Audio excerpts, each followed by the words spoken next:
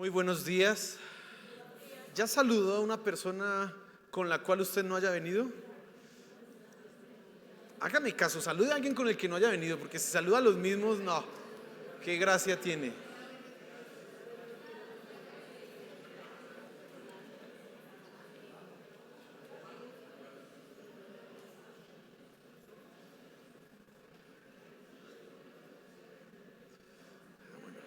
Sea usted bienvenido esta mañana a esta iglesia, bendición abundante. ¿Sabía que estamos para servirle? ¿Sí sabía eso o no lo sabía? Bueno, qué bueno que decidió usted hoy venir. Ayer fue un evento de las mujeres, como siempre, ellas, todo les sale súper bien. ¿Cuántas de las que están aquí vinieron el día de ayer? ¿Sí fueron bendecidas? Ah, bueno, excelente. Y yo quiero usar una partecita de lo que sucedió ayer como mi introducción. ¿Sí vieron que el evento de ayer se llamaba Un encuentro con el rey? ¿Sí, las damas se dieron cuenta de eso? ¿Y el rey era quién? El Señor Jesús, ¿cierto? Era el Señor Jesús. Y cuando tú tienes un encuentro con el rey, básicamente la conclusión era: cosas maravillosas suceden. Eso es la conclusión que debió haber quedado ayer en tu mente y en tu corazón. Pero, ¿qué se necesita previo para que llegue el rey? Bueno, hay algo y el título de la enseñanza hace precisamente referencia a esto. Hay algo que se llaman las comitivas reales. ¿Y qué son las comitivas reales? Pues las comitivas reales son aquellas, permítame usar esa palabra, comitivas, que se aseguran previamente de que cuando el rey llegue al lugar donde ha de estar, sea recibido como corresponde. Ahora, ¿por qué existen las comitivas reales y por qué es importante? Porque hay gente que no tiene ningún criterio ni de respeto, ni de protocolo, ni de nada, absolutamente nada, y entonces hacen lo que a ellos les parece que es correcto, lo que se les ocurre, y en esos casos suceden dos cosas. La primera, la incomodidad. No sé si a usted le ha sucedido que llega alguien a su casa y usted tiene la cama extendida o la cocina, la loza sucia. Usted pues lo recibe como que, ay, pero qué pena, porque usted sabe qué incomodidad, ¿cierto? Horrible. Bueno, eso por un lado, su incomodidad. Pero por el otro lado es que el rey o el dignatario o esa persona que tiene una posición alta se siente ofendida. Porque, claro, en la sociedad que vivimos hoy se exige que no haya que todos somos iguales y que no hay ninguna persona que pueda decirse que es superior a los demás. Pero entendemos que si ha de venir a mi casa el presidente de la nación, yo no lo voy a recibir en chancletas, ¿o sí? No, yo no puedo hacer eso porque llega una persona que es importante. Bueno, por eso existen las comitivas reales, porque se necesita garantizar y asegurar que cuando llegue el rey se le reciba y atienda como él merece y como es debido. Ahora, ¿esto en qué se aplica? Bueno, vamos a mirar ahí en Juan capítulo 1 la comitiva real de nuestro Señor Jesús. Él es el rey, y vamos a ver cuáles eran las cosas que tenía que asegurarse esa comitiva para que el recibimiento del Señor Jesús fuera correcto. Pero antes de avanzar, quiero que se piense en segundo lugar en una pregunta. ¿Por qué Dios o por qué el Señor Jesús como que no se revela en la vida de algunas personas? Como que cuando estamos en la iglesia, igual no importa si tú eres nuevo, que vienes por primera vez a la iglesia, sucede lo mismo. Hay personas que llegan y miran al otro como que este hermano cada vez está como mejor, como que habla Dios y él dice, Dios me habló, y como que, uy, la cosa tan chévere, pero a mí no me habla, a mí como que no me pasa nada. ¿Se ha sentido así en algún momento? Como que, uy, todos como que crecen y yo. ¿Cuál será la razón precisamente para que el rey no se dirija a ti como debiera dirigirse y no te hable como debiera hablarte? Quiero que hoy tú pienses en esa pregunta. ¿Por qué Dios a mí no me habla como le habla a otros? ¿Será que la respuesta está en que Dios no quiere hablarte porque no quiere hablarte? ¿O será que hay una responsabilidad aquí en mi vida que impide que eso sea hecho? Debes saber que Dios quiere acercarse a ti. Dios quiere ser conocido por ti. Dios quiere que tú puedas realmente conocerle a Él. Pero hay que hacer unos preparativos. Hay que preparar el corazón para poder hacerlo. Y quiero que hoy tú te evalúes en ese sentido. Vamos a orar antes de leer la palabra y reflexionar en ella. Y vamos a colocar ese tiempo en las manos de nuestro Señor. Padre Celestial, gracias.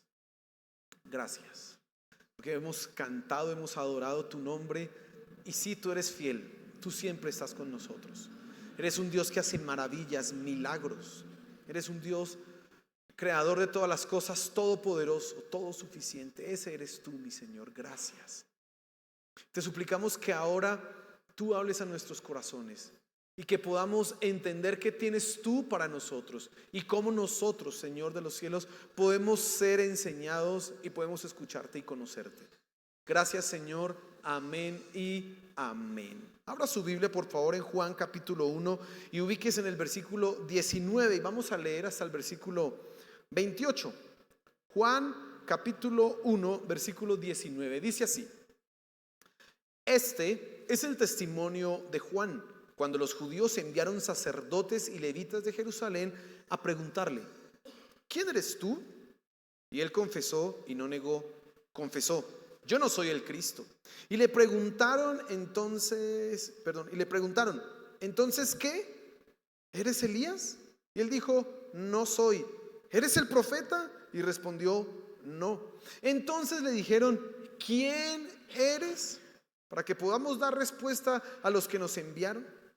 ¿Qué dices de ti mismo? Él dijo: yo soy la voz del que clama en el desierto. Enderezad el camino del Señor, como dijo el profeta Isaías. Los que habían sido enviados eran de los fariseos y le preguntaron y le dijeron: entonces, ¿por qué bautizas si tú no eres el Cristo, ni Elías, ni el profeta? Juan les respondió diciendo: yo bautizo en agua, pero entre vosotros está uno a quien no conocéis. Él es el que viene después de mí, a quien yo no soy digno de desatar la correa de su sandalia. Estas cosas sucedieron en Betania, al otro lado del Jordán, donde Juan estaba bautizando. Amén. Usted se va fijando que en el capítulo 1, Juan, el apóstol Juan, viene a hablarnos del Señor Jesús, pero él viene a hacer una introducción del Señor Jesús. No ha empezado todavía él a hablar de su historia como tal. Ya aquí va a empezar él a contarnos algunos detalles de la vida de nuestro Señor Jesús. Pero hasta el momento él ha dicho que Jesús era igual que Dios, el Verbo, y que los dos estaban al comienzo y que además eran el mismo. Juan está haciendo una introducción acerca de este que viene a salvar a los hombres. Pero fíjese que aquí los versículos que acabamos de leer empiezan con un interrogatorio. Juan es un personaje ciertamente extraño, es un personaje particular, pero hay una inquietud en las autoridades religiosas, y la inquietud es: ¿y quién es este? Y entonces envían algunas personas a preguntar: ¿y usted quién es? Y bueno, ¿y por qué las acciones de Juan? Mire, Juan era una persona que bautizaba, y aunque ese era el rito que se exigía para los que querían volverse prosélitos judíos, pues este tenía unas particularidades diferentes. Hablaba directamente en contra del pecado y hablaba de un arrepentimiento y decía el reino de los cielos. Así que eso generaba ciertas preguntas en los líderes religiosos. Ellos le preguntan: ¿quién eres tú? ¿Eres el Cristo? Y porque todos los líderes religiosos sabían que estaban las profecías que hablaban de que iba a venir el Mesías. Así que, bueno, ¿usted es el Mesías? No, no soy. Bueno, ¿y usted entonces es Elías? No, tampoco. ¿Y usted es el profeta? Y mire que ahí dice el pasaje: el profeta, no un profeta. Ahí no dice usted es un profeta, sino el profeta. ¿Y a quién se refieren? Bueno, Moisés en Deuteronomio le dice al pueblo de Israel: un día vendrá un profeta como yo, y a él deben oír. Entonces ellos están preguntando precisamente: ¿usted es una persona importante o no? Y las respuestas de Juan simplemente no soy ninguno de ellos. Ahora, ¿por qué había tanta inquietud en estas personas? Mire, la última profecía o el último profeta del Antiguo Testamento, Malaquías, está aproximadamente 4 o 5 siglos antes de que Juan el Bautista hubiera aparecido. Habían 400 años en donde no se escuchaba la voz de Dios o no se escuchaba una persona diciendo Dios dice o el Señor ha dicho o Yahvé o el yo soy me ha enviado. No se escuchaba. Cuando usted mira la historia de Israel, había un rey, había un profeta, otro rey, había un profeta. Siempre estaba la idea del profeta que hablaba en el nombre de Dios. Aunque no le hicieran caso, por lo menos estaba el profeta. Pero han pasado 400 años en que no hay uno. Y aparece este. Claro, hay inquietud. ¿Y quién es este que está apareciendo? Pero hay algo que tú y yo podemos pensar en este momento y que nos puede llevar a reflexionar de lo que está pasando acá. Y es que precisamente cuando las cosas se mantienen de la misma manera, lo que es extraño o particular a veces pareciera que fuera incluso hasta ofensivo. Unos ejemplos para que comprendas lo que quiero decir. Cuando reina la mediocridad, la excelencia se ve como un defecto. Cuando todo el mundo es mediocre, el que hace las cosas bien, todo el mundo lo mira como raro, como un bicho raro. Porque donde hay un ambiente que es de completa corrupción, una persona que es honesta se ve rara. Me han contado a algunas personas que estuvieron trabajando en algunos espacios en donde la corrupción era de frente, rampante y hasta descarada. Y cuando llegaba una persona honesta era que o se mete aquí o renuncie. O es que le toca así, porque es que la honestidad cuando todo es mediocre, pues se ve rara eso. Bueno, y está pasando aquí. Esos líderes religiosos han pasado 400 años después del último profeta Malaquías y van 400 años que no escuchan nada y aparece uno, aparte que se viste raro, hablando de que arrepiéntanse, hablando en contra del pecado, de algunas conductas que tenían ellos, hablando del reino de los cielos. Eso es raro. Y entonces van a interrogarlo. ¿Por qué? Porque bueno, este fulano, ¿quién es? ¿Es el Cristo? ¿Es Elías? ¿O quién es? ¿Quién es este? ¿Será que es el profeta que Moisés anticipó allá en Deuteronomio? ¿Será que es ese el que estamos esperando? Bueno, ninguno de esos será Juan el Bautista. Pero él, en su respuesta, alude a un pasaje del libro de Isaías y quiero que ahora vayas tú conmigo a Isaías en el capítulo 40 y vamos a entender entonces qué era Juan el Bautista. Y déjame decirte mientras vas buscando ahí que Juan el Bautista básicamente era la comitiva del rey. Él era el que estaba encargado de preparar la llegada del Mesías y asegurarse de que fuera bien recibido. Ahora, ¿en términos de qué debía ser bien recibido nuestro Señor Jesús? Fíjate ahí, por favor, Isaías capítulo 40. Vamos a estar mirando desde el versículo 1 hasta el versículo 11, pero vamos a mirar por partes. Entonces dice el versículo 1: Consolad, consolad a mi pueblo, dice vuestro Dios. Hablad al corazón de Jerusalén y decidle a voces que su lucha ha terminado, que su iniquidad ha sido quitada, que ha recibido de la mano del Señor el doble por todos sus pecados. Ahora, ¿por qué leo yo? Antes de explicarte un poco esto, ¿por qué leo yo Isaías 40? Porque ahí en Juan, la única respuesta que dio el Bautista acerca de quién era, él dijo: yo soy una voz que clama en el desierto, preparad el camino al Señor. Y eso lo encuentras tú en Isaías capítulo 40. Pero exactamente ¿qué es lo que está diciendo Isaías capítulo 40? Si tú quieres entender, y aquí hago un paréntesis, si tú quieres entender la Biblia, tú tienes que mirar el contexto. Si tú sacas una palabra o una frase o un versículo del contexto, vas a cometer un error para entenderla. Así que esas palabras de Juan deben ser entendidas a la luz de Isaías capítulo 40. Y hay 5 cosas que Juan hace que sirven como preparativos para la venida del Señor Jesús. La primera, dice ahí el versículo 1 y 2 que acabamos de leer, dice: consolad, consolad a mi pueblo, dice vuestro Dios. Así que Juan venía a anticipar un consuelo. Él venía a anticipar al pueblo de Israel el consuelo que Dios iba a traer. Mira lo que dice el versículo 2: hablad al corazón de Jerusalén y decirle a voces que su lucha ha terminado, que su iniquidad ha sido quitada. Claro, Israel, en la profecía de Isaías, Isaías está hablando del futuro exilio en Babilonia.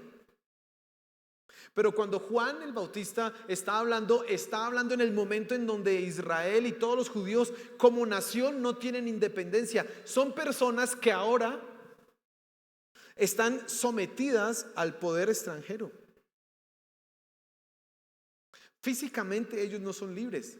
Físicamente ellos necesitaban un consuelo. Y Juan dice: va a llegar el consuelo. El problema era que no llegaban los términos que ellos estaban esperando. Pero necesitaban saber que ahora llegaba el consuelo, que su lucha iba a terminar. Ahora, los judíos entendieron precisamente su lucha en términos políticos, en términos humanos, pero ahora su lucha en contra del pecado, eso iba a acabar. Ahora déjame aplicar esto a nosotros. Si tú quieres escuchar la voz de Dios, si tú quieres escuchar la voz del Señor Jesús, si tú quieres conocerlo a Él, y hablo particularmente a los que vienen por primera vez hoy a la iglesia, tú necesitas que Él viene a traer consuelo a tu vida. Él viene a mirar tu corazón, tu situación particular y a consolarte.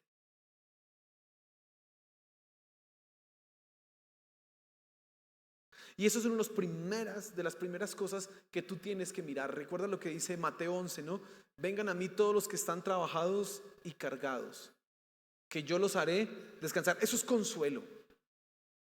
Cuando uno está cansado, cuando uno está trabajado, y no solamente trabajo físico, porque si usted se acuesta a dormir y descansa una semana y ya como que recuperó fuerzas, no, ese cansancio emocional de la lucha, por ejemplo, para salir adelante.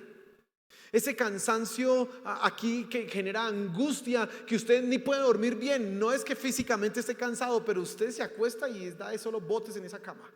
Y vuelta para aquí y vuelta para el otro lado y no puede dormir bien. ¿Y por qué? Porque está tan preocupado, tan angustiado. Tú necesitas recibir ahí el consuelo de Dios. Y Él vino para eso. Vengan a mí los que están trabajados y cargados, que yo los haré descansar. Él viene a eso, a traer consuelo. Y Juan el Bautista, créame que él había hablado del consuelo. Vendrá uno, vendrá uno, vendrá uno. Y ahí más adelante lo vamos a mirar la próxima semana. He aquí el Cordero de Dios que quita el pecado del mundo. Y ese es el mayor consuelo que tú puedes tener. Sabes, hay personas que viven prisioneras de la culpabilidad, prisioneras de sus errores.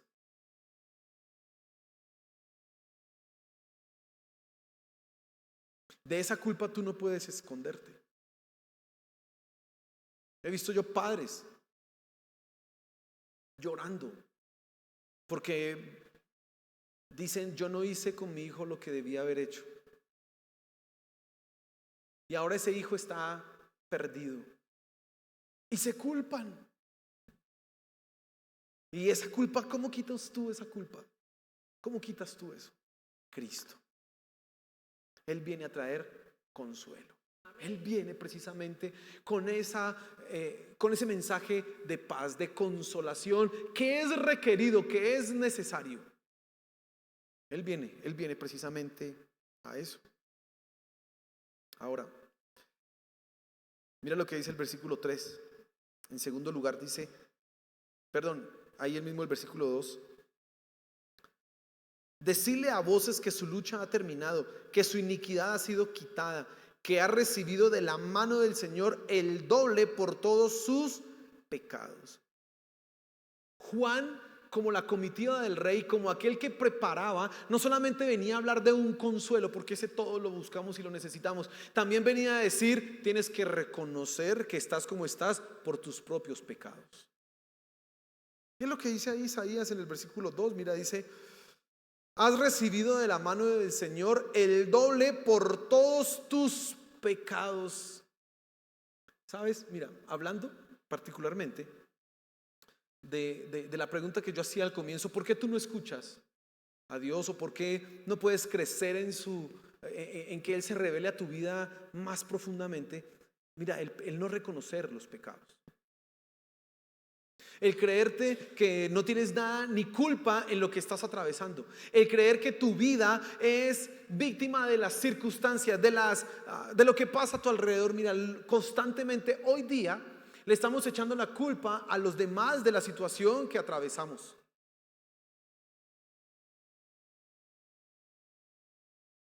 Dice el gobierno nacional que los estudiantes van mal en los colegios por culpa de los profesores y después por culpa de los papás. Los papás, usted le pregunta por qué sus hijos van mal, porque los profesores no les enseñan. Usted le pregunta a los niños por qué van mal en el colegio, porque el profesor no me enseña o porque mi papá no me compró los cuadernos, dicen. Estoy hablando de casos de la vida real. ¿Por qué su matrimonio no va bien? Porque me casé mal, porque no era la voluntad de Dios, yo como que me equivoqué.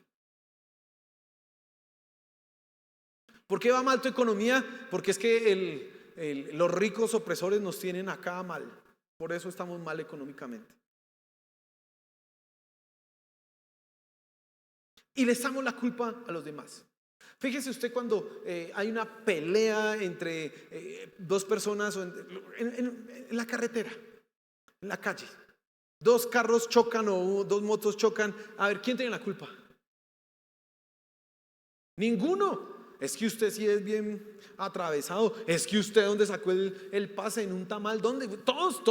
El otro es el que tiene la culpa. Nunca pensamos, no, yo la embarré. Habrá uno por ahí que es consciente, perdone, yo fui el que tuve la responsabilidad, yo pago todo. No, pero eso no es común. Casi que tocas ponerse bravo para que reconozca el error el otro. Recuerdo una vez que me choqué con un taxi, pero eso fue un choque de lo más... De esos, bueno, todos los choques son tontos, ¿no? Pero este fue más.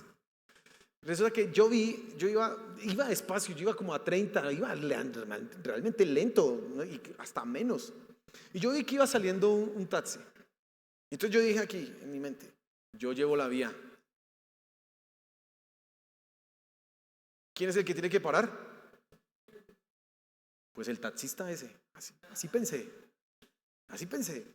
Pero yo iba despacio y yo vi que el señor no paró. Yo dije, como que a la brava toca, pues yo tampoco paro. Sí pensé. ¿Y sabe qué fue lo peor? ¡Pum! Me pegó, me chocó. En la puerta aquí al lado. No sé si la mía o la que estaba acá. Finalmente, escuche, mire. Cuando me senté con esa persona, bueno, nos bajamos, yo me paré, dije, yo llevaba la vía, no ve la señal de pare ahí. El Señor no me había visto. Sí, literalmente no me había visto. Y yo quería que Él reconociera. Si Él me hubiera reconocido, yo hasta me hubiera ido. Fácil. Pero llegó y me dijo, mire, todos tenemos la culpa. Usted también tiene la culpa. Entonces yo abrí los ojos. ¿Cómo que yo tengo la culpa si usted no me vio y además yo tengo la vía? Pero bueno, sí, yo tenía la culpa también porque yo sí lo vi a él, debió haberle pitado o algo, ¿cierto? Pero mire, ¿quién reconoce la culpa? No. Me dijo, mire, tengo 10,000 pesos. Le logré sacar 50,000 y me fue bien. Pero mire, eso es.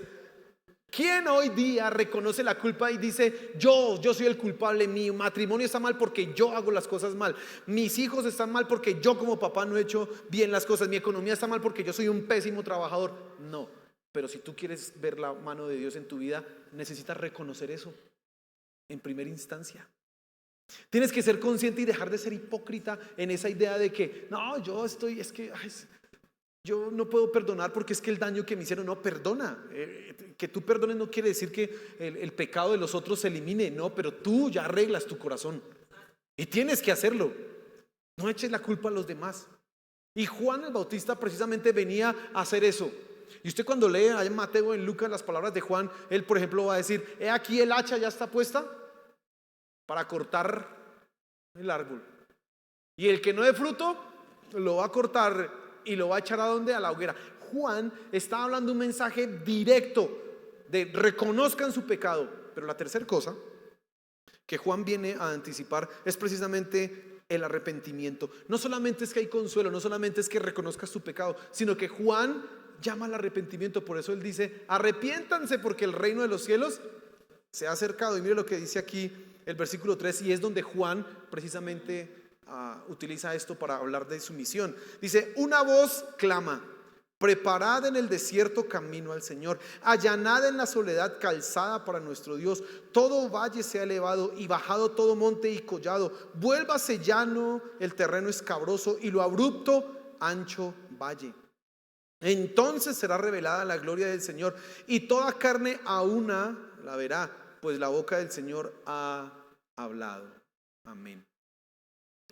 Isaías está haciendo una alusión precisamente a construir una carretera, una calzada. ¿Qué se tiene que hacer cuando hay que construir una calzada? Pues nivelar el terreno. Empezar si hay un hueco, pues toca rellenarlo. Si hay aquí un montículo, pues toca empezar a allanar, a aplanar, porque la idea es que ese rey o esa persona que va a transitar acá tenga un tránsito que sea sencillo, fácil. Y eso tenían que hacer las comitivas. Las comitivas llegaban a los países y se aseguraban, ¿dónde va a dormir el rey? ¿En esa casa? No, esa casa no. O bueno, esa casa sí, pero aquí tiene que haber esto, tiene que haber esto. Al rey le gusta el agua así, y al rey hay que darle bueno, tinto no, digamos, el agua aromática a tal temperatura. Se tenían que asegurar. Y eso era hacerle la estadía mucho más cómoda. Bueno, Isaías está diciendo, vamos a hacer que las montañas sean bajadas, que los huecos sean levantados, que todo sea tan plano para que el rey precisamente pueda venir y podamos ver la gloria de él. Ahora, ¿qué significaba eso en los términos de Juan el Bautista? Arrepentimiento.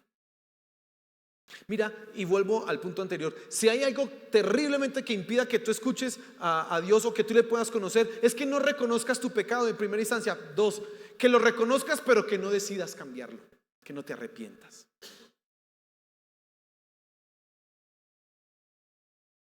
Puedes tú saber que estás actuando mal, puedes tú saber que tú tienes culpa en lo que está pasando en tu vida, pero si no tomas la decisión de cambiar, de vivir de una forma diferente, déjame decirte que no va a pasar nada.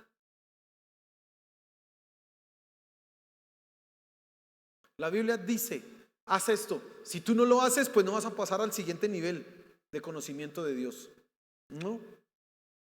Y entonces Juan le está diciendo, y él le dice, por ejemplo, a los fariseos, no sean hipócritas, a los publicanos, no cobren más impuestos, cambien. Les está diciendo, su conducta debe ser diferente. Arrepentirse no es solamente tener una contrición y un dolor y una tristeza por las malas acciones. Eso hace parte, pero no es eso lo único. El arrepentimiento es cambiar la manera de actuar, es cambiar de dirección, cambiar el rumbo por el cual yo estoy caminando. Hay una gran diferencia entre Judas y Pedro. Los dos traicionaron al Señor Jesús. Judas por lo menos se ganó 30 monedas, pero Pedro por nada. Igual lo traicionó, lo negó 3 veces. ¿Se recuerda usted eso, no? Pero Judas sintió tristeza, le dolió, fue y devolvió las monedas, las tiró, se puso a llorar, pero no se arrepintió. Porque si no hubiera ido a los pies de Cristo y habría dicho, ¿qué tengo que hacer? Yo fui el que te traicioné. Él solamente tuvo tristeza y la tristeza lo llevó a suicidarse. ¿Pero qué hizo Pedro? Él también lloró, también tuvo tristeza, pero se arrepintió, su vida cambió. Por eso usted ve de ahí para adelante al gran apóstol Pedro. Y Judas fue y se ahorcó, nada más. Tú tienes que arrepentirte, es decir, cambiar la manera de vivir. Juan el Bautista está diciendo eso. Yo soy una voz que clama en el desierto, preparad un camino al Señor. Claro, arrepiéntete, cambia tu manera de vivir. Y mira, está vinculado el arrepentimiento a ver la gloria de Dios. Dice ahí en ese versículo, a ver cuál es el que estoy leyendo, el 5 de Isaías, dice, entonces será revelada la gloria del Señor. Hay una condición para que tú puedas ver la gloria del Señor. Arrepiéntete, cambia tu manera de vivir. Él viene a traer consuelo, aleluya. Sí que necesitamos consuelo, pero necesitas reconocer que tú estás como estás por tu propia culpa. Y como estás aquí, ahora arrepiéntete, vive de otra forma, cambia. Él viene precisamente a decirte eso, cambia tu manera de vivir. ¿Por qué sigues insistiendo en esa forma que ya sabes que no trae ningún beneficio para tu vida? Y cuando hagamos eso, cada vez más veremos la gloria de Dios. Cada vez más le veremos. Miren, los judíos, esos sacerdotes, veían a Jesús, lo veían ahí. Presenciaron milagros, es que esto es sorprendente, presenciaron milagros muchos de ellos. Muchos de ellos seguramente escucharon enseñanzas, pero es increíble que ellos teniendo al Rey de la Gloria ahí de frente, no lo hayan conocido. ¿Por qué? No se arrepintieron, mi querido hermano. Y eso no solamente pasó hace 2000 años, puede pasar hoy. Tú tienes que cambiar tu vida. Y si la cambias, verás la gloria de Dios, créelo.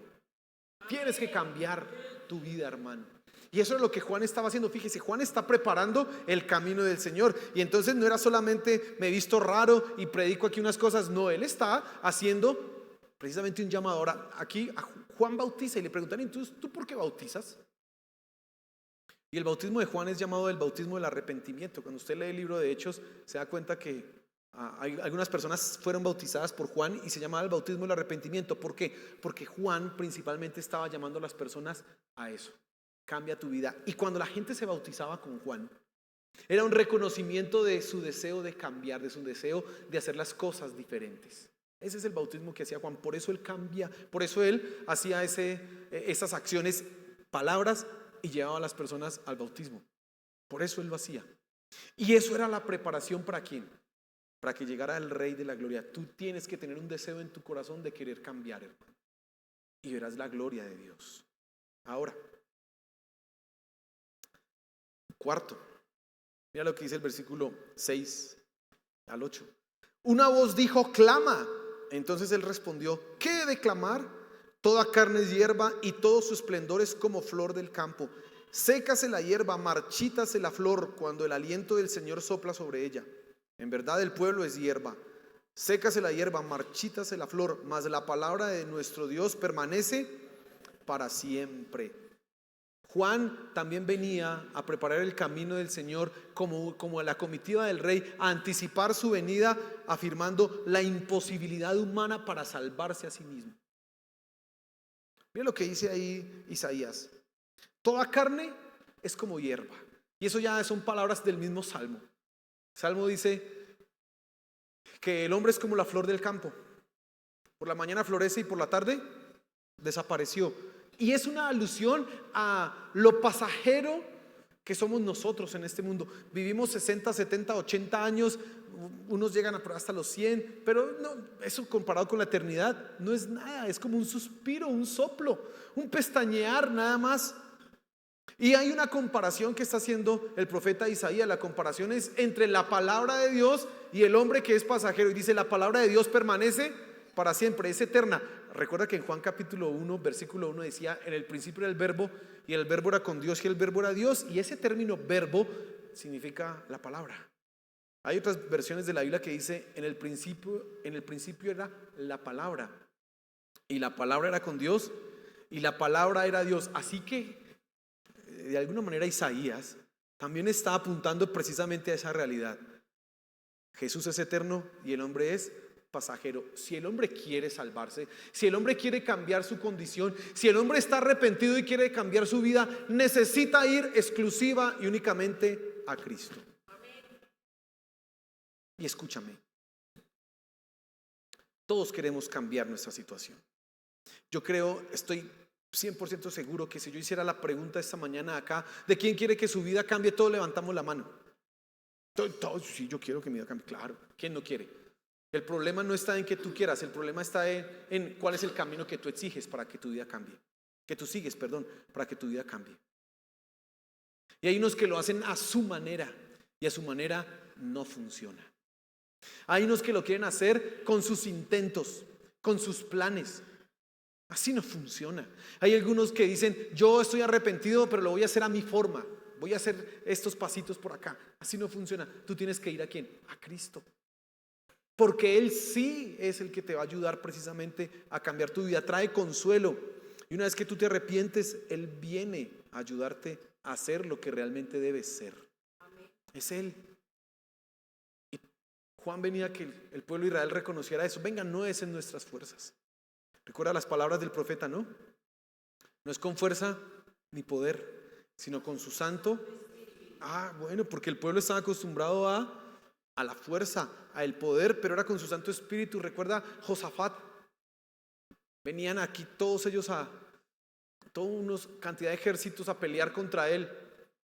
Josafat va y se postra: Señor, ¿qué hacemos? Él dice: tranquilo, yo voy a pelear por ustedes. Se ponen a alabar a Dios, y mientras ellos están alabando a Dios, allá los otros son derrotados, porque nuestras batallas son en Dios. Él pelea por ti. Si alguien ha de cambiar tu destino, es Él. No eres tú, mi querido hermano. Entre más lo intentes a tu manera, entre más sigas insistiendo con tus ideas, más vas a fracasar. Menos verás el poder de Dios obrar en tu vida. Ríndete, deja que Él haga. Deja que Él lo haga. Es fundamental eso. Pero mira además lo que Juan estaba haciendo. La quinta cosa es el versículo 9.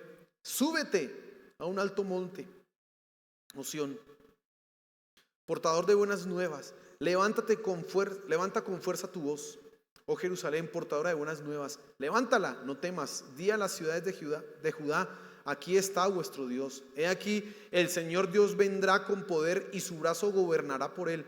He aquí, con él está su galardón, y delante de él su recompensa. Como pastor apacentará su rebaño, y en su brazo recogerá los corderos, y en su seno los llevará. Guiará con cuidado a las recién paridas. La quinta cosa que Juan está haciendo para preparar la llegada del Mesías, de nuestro Señor Jesús, es precisamente que Él les está diciendo a qué viene. ¿Cuál es la misión del Señor Jesús? Y Él dice: Él viene a dar recompensa y viene a apacentar. ¿Sabe? El gran pastor es el Señor Jesús. Él es el gran pastor. Sí. Nosotros, yo, el pastor de la iglesia, soy simplemente una pequeña reflejo de lo que es el gran pastor. Si alguien ha de apacentar y de cuidar tu vida, ¿es quién? Es Él. Pero también viene a dar galardón, viene a dar la recompensa. Y esa recompensa está en dos sentidos. Uno, a los que lo reconocieron, a los que delante de los hombres lo honraron. Él dice: yo también lo reconoceré delante de mi Padre. Recuerda lo que dice. Pero a los que lo negaron, pues también los voy a negar. Mira, hay Mateo capítulo 7, usted puede revisar eso en su casa. Allá casi en los últimos versículos dice: en aquel día me dirán algunos: Señor, Señor, en tu nombre hicimos, en tu nombre sanamos, en tu nombre profetizamos. Y Él dirán: apartados de mí, que nunca los conocí. Eso es dar recompensa. Recuerda que antes dice: por sus frutos los conoceréis. Bueno, ¿sabe? Hay gente que dice que ama a Dios, pero nunca cambia su vida, nunca se arrepiente. Y Dios va a decir de ellos algún día, el Señor Jesús va a decir de ellos algún día: nunca te conocí. No te arrepentiste, no cambiaste tu vida. Porque conocer a Dios es cambiar nuestra vida. Conocerlo a Él es que nuestra realidad sea diferente. Y Él viene a dar recompensa. Pero también a aquellos que le sirven, que le han exaltado, que le han glorificado, en las cuales su vida ha sido transformada, hay innumerables premios que Él anticipa. Pero Él viene también a ser el pastor, aquí y ahora. Él viene a consolarte, dice que Él apacentará a la que esté con la pierna quebrada. ¡Que aleluya!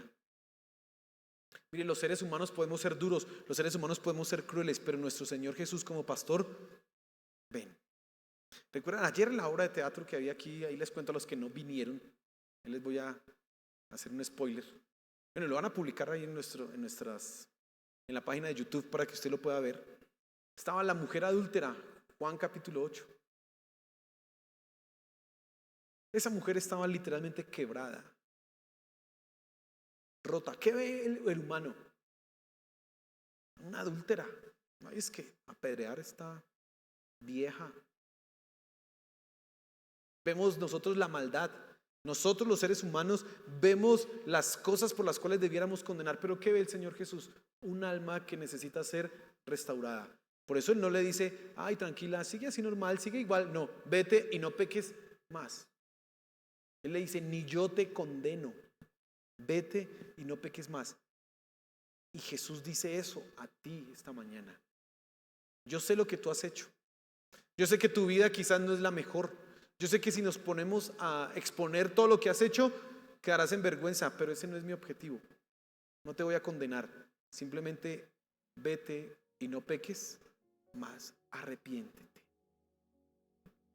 Hermanos, como pastor, esa es mi función con usted. Prepararte para la venida del Señor. Preparar tu corazón para que Él llegue a tu vida, para que Él la transforme. Si estás entendiendo que el Señor Jesús viene a traer consuelo para ti, hay consuelo en Él. Él no te juzga. Mira, gracias a Dios por su infinito amor. No importa lo que hayamos hecho, Él nos consuela. Aleluya. Pero tú necesitas admitir que la situación que atraviesas hoy es tu responsabilidad. No le eches la culpa a los demás. Deja de culpar a otros. Es tu responsabilidad. Tu propio pecado te ha traído a donde estás y estás cosechando simplemente el castigo de tu propia maldad. Arrepiéntete. Arrepiéntete. Esa situación debiera causarte a ti dolor, no solamente angustia porque no estás mal, sino dolor porque sabes que así no debería estar yo. Y Él me promete consuelo. Arrepiéntete. Toma decisiones para cambiar tu vida de aquí en adelante. Sé firme en eso. Entiende que no es por tus planes, que no es en tus fuerzas. Entiende que no es a tu manera. Tienes que rendirte a Cristo Jesús porque Él es eterno y tiene el poder para cambiarte. Y al final recibiremos un premio, su consuelo. Cuando estemos allá frente a Él, esa vindicación que te va a decir, bien, buen siervo y fiel, sigue. Cuando te digas, yo te di ese talento, ese don, muy bien, lo administraste bien, te voy a colocar en esto, te vas a hacer esto. Llegará un momento en que tú y yo estaremos cara a cara frente a Él. Y lo único que valdrá, que tendrá sentido en ese momento es lo que hiciste para amarlo a Él, tu arrepentimiento. Señor, gracias por tu palabra. Gracias. Como Juan el Bautista lo hacía hace 2000 años, hoy nosotros queremos prepararnos para recibir más de ti. A veces pareciera, Señor, que no hay más de ti para nosotros, pero no es tu responsabilidad, no es que tú no quieras hablarnos. Es sencillamente, Padre Celestial, nuestra falta de arrepentimiento, nuestra persistencia en el pecado, culpar a otros y no asumir nuestra responsabilidad. Perdónanos. Queremos acudir a ti, nuestro consolador, nuestro libertador. A ti queremos ir, Señor. A ti queremos ir. Por favor, ayúdanos. Mira, no importa si tú eres cristiano o si vienes por primera vez. Si eres cristiano, aún así tú tienes que evaluar tu vida y tu corazón, porque si estás haciendo cosas que no debieras y no hay arrepentimiento, pues se va a ir ocultando de ti el conocimiento que hasta ahora has tenido de Dios. Así que arrepiéntete. Pero si eres nuevo, claro que también necesitas consuelo y necesitas acudir a Él. Él está aquí y te está diciendo, ven a mí, yo quiero cambiar tu vida. Señor, gracias. Gracias. Gracias, Padre Celestial. Queremos recibirte en nuestra vida y en nuestro corazón. Cada día más y más de ti queremos. Que podamos, Padre Celestial, arrepentirnos y cambiar nuestro rumbo, Señor. Te lo suplicamos. Amén y amén.